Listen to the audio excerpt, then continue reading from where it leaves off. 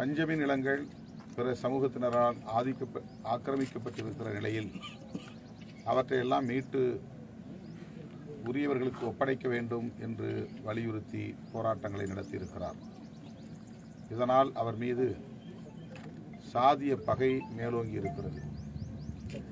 அவர் 2 முறை விபத்து என்கிற பெயரால் குறிவைத்து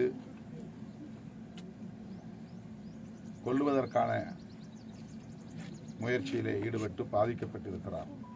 அப்போதே காவல்துறையினரிடம் கொலை முயற்சிதான் இது வெறும் சாதாரண விபத்து அல்ல என்ற புகாரை காவல்துறைக்கு அளித்தும் அதை அப்போது பொருட்படுத்தவில்லை. 3வதாக இந்த விபத்து நடந்திருக்கிறது, விபத்தாக நடந்திருக்கிறது. ஆகவே இதை